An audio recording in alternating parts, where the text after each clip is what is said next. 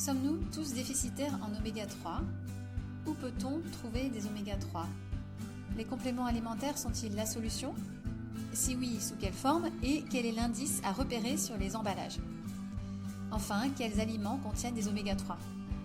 Écoutez cet extrait de l'épisode numéro 45 avec Anthony Berthoud, nutritionniste, qui répond très bien à toutes ces questions. L'épisode complet est disponible sur toutes les plateformes d'écoute. Et n'oubliez pas de liker l'épisode, de laisser 5 petites étoiles et de le partager autour de vous. Tu as des personnes qui n'auront aucun problème de statut en oméga 3 à longue chaîne parce qu'ils consomment suffisamment d'oméga 3 végétaux. Mais c'est une très rare partie de la population. Aujourd'hui, la plupart de la population, on considère en France, par exemple, que 98% de la population est déficitaire en oméga 3 à longue chaîne. Non seulement parce qu'il y a cette notion de polymorphisme génétique, mais parce qu'il y a aussi certains déficits en micronutriments. On peut parler du zinc, du magnésium, de la vitamine C, de certaines vitamines du groupe B, etc. On a des mécanismes comme l'insulinorésistance, donc la prise de poids également, qui peuvent empêcher ces enzymes de bien fonctionner. Et puis, on a des défauts d'apport en oméga 3 végétaux également. Donc, la solution, effectivement, la plus cohérente, c'est d'augmenter les apports en oméga 3 à longue chaîne, c'est-à-dire EPA et DHA. Comme tu le citais, les poissons gras, et plutôt les petits poissons gras. Alors, malheureusement, que ce soit le saumon ou les autres, il y en a partout, des métaux lourds, mais aussi ce qu'on appelle les polluants organiques permanents, comme les dioxines, les PCB, etc., qui sont des composés très liposolubles, donc qui vont se stocker dans les graisses. Et c'est vrai que aujourd'hui, si on reste sur l'histoire du saumon, il y a du méthylmercure, mais il y a aussi d'autres composés, parce que c'est des poissons gras et qui ont accumulé ces composés au cours de leur propre vie. Et quand on va recommander plutôt des sardines, des maquereaux, des anchois, des petits poissons, on a moins d'effets cumulatifs et donc effectivement, on aura moins de ces composés. Mais quand même, tu vois, il y a souvent les pros oméga 3 vont te dire oui, vous mangez des sardines tous les jours. Déjà d'un point de vue écologique, moi je suis vraiment pas, voilà, je modérerais énormément et c'est ce que je te disais tout à l'heure, j'essaie d'apporter des recommandations qui se veulent les plus résilientes sur du long terme, donc non, pas tous les jours. Et il y aura un effet de cumulation de métaux lourds ou de composés qui sera aussi très significatif. Donc, il ne faut pas se dire que sous prétexte que c'est des sardines, il y a 0 métaux lourds. Okay. Mais c'est vrai que rapporté à du saumon ou à du thon, c'est beaucoup moins. C'est mieux. Mais moi, je suis plus à la recommandation de une ou deux fois par semaine, des sardines ou du maquereau, par exemple, ou des anchois pour ceux qui en consomment, mais pas 3, 4. En fait, c'est là la difficulté, c'est quelle priorité on donne au conseil. Si tu mets sous l'angle des oméga 3, oui, tu peux dire, prenez-en quasiment tous les jours. D'un point de vue et toxicologique et écologique, c'est loin d'être l'idéal. D'où l'idée de trouver un bon compromis à chaque fois.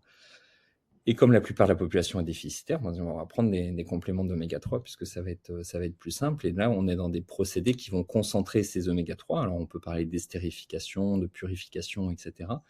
Et malheureusement, ça peut, en fonction des procédés, pas tous, mais c'est là où la qualité du process et surtout de la conservation est importante.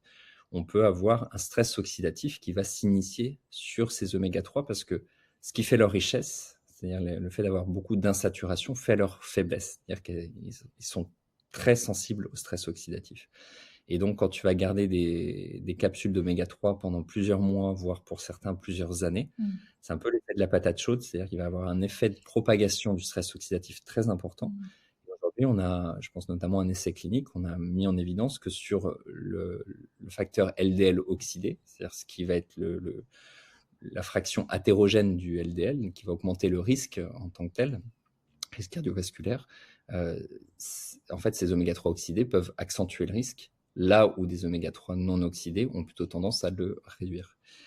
Et malheureusement, on n'a pas d'obligation légale, d'un point de vue réglementaire aujourd'hui, à mentionner le taux d'oxydation, ce qu'on appelle l'indice TOTOX, comme Toto avec un X, Okay. les indices de peroxydation lipidique, de la part d'un laboratoire. C'est-à-dire que normalement, cet indice, il doit être inférieur à 5 pour avoir vraiment une très faible oxydation.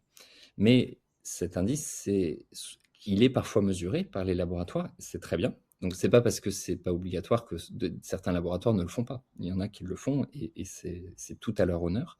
Maintenant, la question, c'est est-ce que c'est fait en sortie d'usine Est-ce que c'est fait après 6 mois de stockage? Est-ce que c'est fait après 10 mois de stockage? Et si ton stockage est fait à température ambiante, etc., bah, malheureusement, ces composés s'oxydent très vite. C'est pour ça que ce que je recommande, c'est avant tout de prendre des oméga 3 les plus frais possibles. Alors ça, on maîtrise peu parce que ça dépend du moment de production, en fait, tout simplement. Mais en tout cas, quand vous les achetez, de les garder au congélateur. Parce qu'en fait, même au réfrigérateur, au frigo, on continue à avoir une oxydation. Et si je suis puriste, aujourd'hui, dans le cadre d'une prise en charge pour un patient, je vais faire ce qu'on appelle un profil en acide gras pour objectiver en fait le déficit en oméga 3 avant d'aller vers une supplémentation.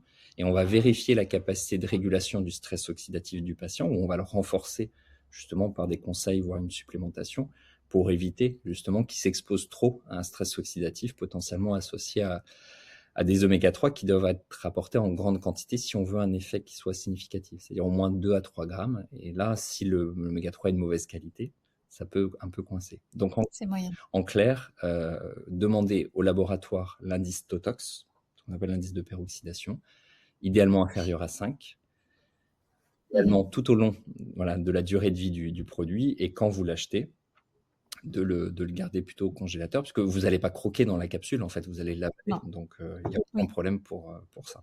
Mais c'est une très bonne question parce que c'est un vrai sujet. On a tendance à complètement vulgariser ce conseil d'aller consommer ces produits, à juste titre, parce qu'on en manque quasiment tous, mais pas à juste titre, justement, quand on regarde les effets potentiels, quand ils sont de mauvaise qualité ou conservés dans des mauvaises conditions, quoi.